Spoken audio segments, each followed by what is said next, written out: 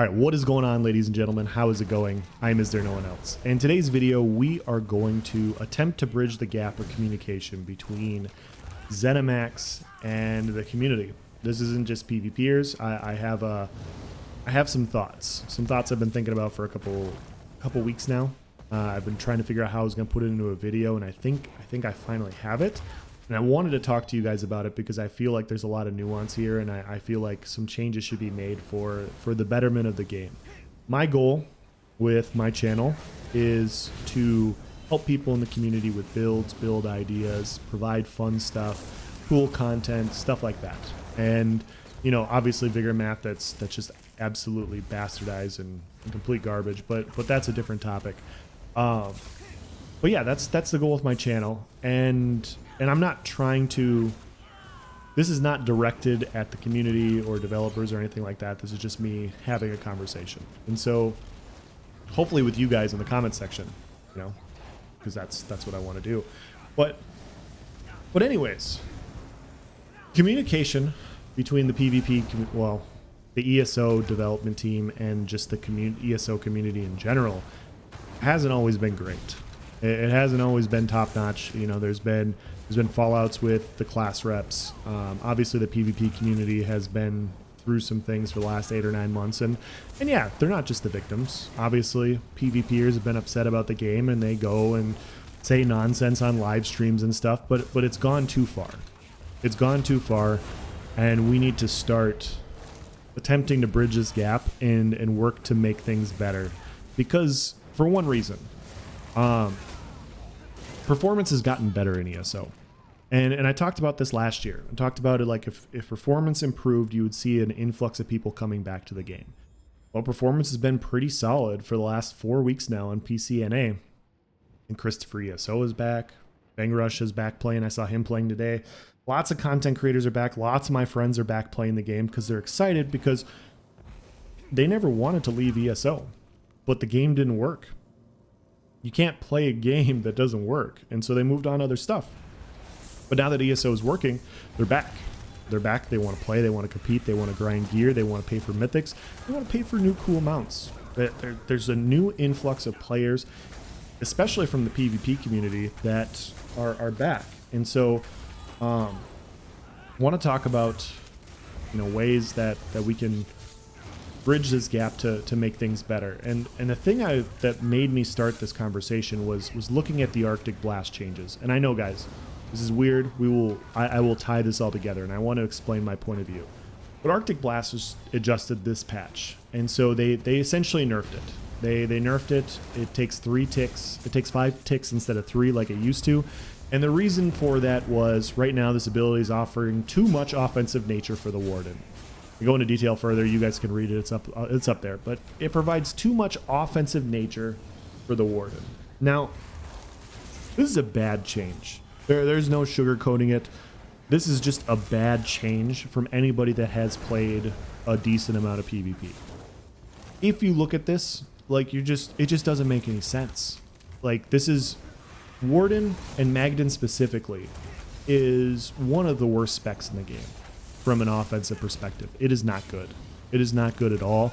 Yeah, if you can kill people on a Warden, good for you. Like, you're one of the best Wardens in the game, or you ran across of a lot of inferior players. Like, that, it's not a good class. And the thing is, and I want to go into detail on this, this skill has a very small radius, and it required 3 ticks. So it required somebody to be stacked on top of you, or you able to kind of mimic their movements and stay stacked on top of them for 3 ticks to get an unblockable stun to line up a shock that only shoots out in front of you. And so they basically, you had to be stacked on top of them. So even if you were stacked on top of them and you got the stun, sometimes you'd be in front of them, sometimes you'd be behind them when the shocks would land, and it wouldn't always work super well. And so the burst is very clunky, but really good Magdens make it work. There's like 5 of you in the game. You made it work, and obviously it looks pretty good and it's impressive. And I'm not taking any of that away from you. But when you compare the unblockable stun from Arctic Blast, where they have to be within like 3 or 4 meters of you, I can't remember the radius, and it requires 3 ticks, there's other instant cast, unblockable or undodgeable CCs in the game that are so much better, that line up with so much more burst. What are the best classes in the game right now? MagDK and Magplar. They both have unblockable CCs. MagDK has an unblockable and undodgeable CC lined with Molten Whip and Leap, or Molten Whip with Corrosive with full pen. Their burst is so much more powerful than Magden. It's so much more powerful. And on top of that, their CC is instant. It doesn't require 3 ticks. It doesn't require you lining up your reticle on somebody for 3 to 5 seconds in order for it to go off. You put your reticle on somebody, you cast it, they're stunned if they're off of CC immunity. So that type of offensive nature is way more powerful than a Warden. A Magplar has an unblockable Javelin now, which combined with Purifying Light, Sweeps, Radiant is one of the highest burst and highest damage things to deal with in the game right now. It's very rough sometimes on other classes to deal with a Magplar with the amount of healing that they come in and the amount of offensive pressure. Not only do they have high burst, Purifying Light can hit for 10k plus, you know, even 15 to 17k on tanky individuals if you're built right from a damage perspective. They also just, it's also just so much pressure. The crescent dot just stays on top of you. You put on another Purifying Light and it starts stacking, and then over that course of time, you have an unblockable Javelin. Now, what other people like to do is you can sync things. And so you can run a thing like Meteor. Meteor's undodgeable. Javelin is unblockable.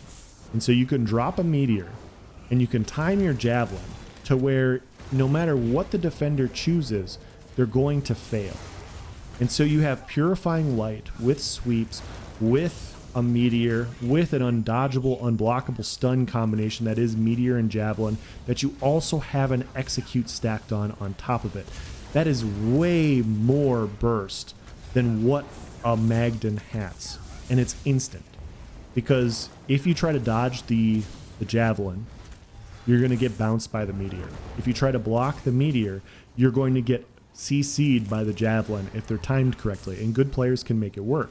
And so you have these two things, these two kits that are so much better. So when you see this, it's just a bad change.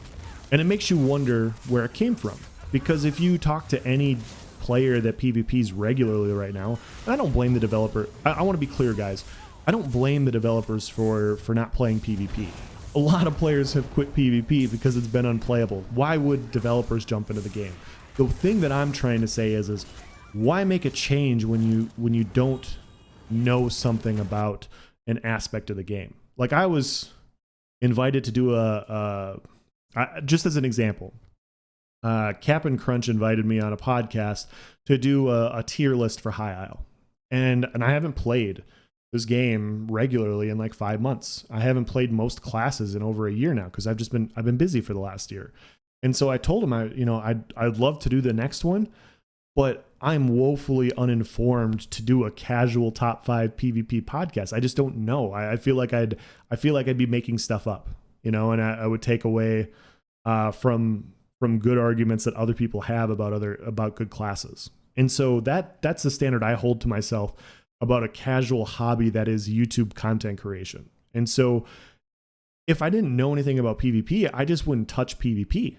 That's what I would do. And so that's why this change is so bad. And the worst part about it is this is a week 1 PTS change, right? Week 1 PTS changes come through and they get changed all the time. Not a big deal. Oaken Soul, when it first came out, was changed because it got a lot of feedback. This got feedback and it was never changed. Through 4 to 5 weeks of the PTS, it was never changed, and it made it to live because of the offensive nature of Warden, when just about every other class in the game just has it better. Warden is one of the worst offensive specs in the game. Magden specifically. Magden is just so bad, and they made it worse. They just made it worse. They don't have an Execute. They're spammable birds. Birds is garbage. Crushing Shock was okay with Draugr, which just got nerfed. You have your Ellie weapon, which is it's solid. I mean, I'm not saying it's great. It's not surprise attack. It's not whip. It's not sweeps. It's okay. It's solid, but it's not those, and it's not in your class kit. The class kit is woefully underperforming compared to other class kits. And so when you look at these things, that's why it's so bad. Not just that it made it on week 1, it's that it was still made it live. And so when I was thinking about this, it was, how does this happen? Well, there's a lot of reasons for this to happen. First of all, like ZOS hasn't listened to a vast majority of the ESO community for a while. They don't do a ton of feedback on different content. Now, from a PvE perspective, they went out and they hired Gilliam the Rogue, who's fantastic. Like he's from all of his YouTube content and everything that I've seen, he's a very, very good developer for the Elder Scrolls Online. And they did that because they could recognize that he could hash out PvE numbers, and he's done a really good job balancing sets and all these other sorts of things. And those changes are very good. PvP is a different beast. Like character sheets are not the end all be all for PvP. Oftentimes, sets will crutch on certain mechanics, or they'll rely on certain mechanics that are either strong or broken from an offensive or defensive perspective. And sometimes it's blatantly broken, sometimes it's strong, and there's a lot of nuance to these things. Like if you looked at a character sheet for the high health recovery Magplar from last year, the infinite misform build that I posted on my channel, if you saw that character sheet, you'd be like, wow, this is garbage. But when you watch it play, and when you watch good players play it, it's essentially unkillable. Like you just can't kill that thing if the game works. And you look at the mechanics and you look at the crux behind it, there's nothing on the character sheet that's impressive, but it's the proc sets and it's the mechanics for survival that are extremely powerful. And so those things are the things that PvPers often see, like maybe they don't pick up on it right away, but when you see a build, all of a sudden you recognize it and you can pick those things up. And it's just a different skill. And there's so many different aspects to the Elder Scrolls Online, but if performance is going to continue to improve, I think it would benefit ZeniMax to find a core group of PvPers to bounce ideas off of and actually be willing to make changes. And this has been attempted in the past. You know, I've been watching a couple of Nephis podcasts over the last couple months, and he's brought up the point like, hey, why doesn't ESO PvP create a community like similar to what he has, which is great, by the way. Like Nephis's PvE content and community is so great for new players and everybody to work towards things. It's awesome. Like it's very inspiring to see stuff like that, right? And so it's good for the community because people get to play their class and then they have resources available to them. But that's been attempted in the past for PvP. You know, if you guys go back and you remember 7 years ago, even if you weren't playing at this point, there was a We Are ESO podcast, and it had Lefty Lucy, King Richard, Bang Rush, and you might recognize the other guy, Cypher PK. And Cypher PK is now one of the biggest streamers on Twitch. And before he became a huge streamer on Twitch, he was a PvPer on ESO trying to do a podcast to make things better. And they came up with a lot of good content. You know, they discussed a lot of different things that need to be adjusted. They had teeth in the game. They were content creators making money off of content creation around PvP, and they wanted to do things to make it better. And so Cypher would bring in Fingrush, who plays Stamsork, King Richard, who plays Nightblade, Magsork, a bunch of other things, Lefty Lucy, who plays DK, and then you have Cypher, who played everything. And so you would have this group of people that could bounce ideas and different things off of. And it was a core group that really tried to do this. And these guys were the biggest streamers on ESO at the time. Well, what's happened? Well, Lefty Lucy quit to move to a different job. King Richard quit the game. Fingrush recently quit the game to go play other stuff. He's back now. Cypher obviously quit the game. And a lot of it is performance and annoyance with the developers, right? I would assume. I don't want to put words in their mouth or anything. I should honestly just delete that. Just ignore that I said that. But you would think that if things were going well and they were happy with the direction of the game, that they would keep going. This is just pure speculation on my part. So, yeah, I'm not trying to put words in their mouth there. So, but the point is it's happened. Like the PvP community has tried to do something like this.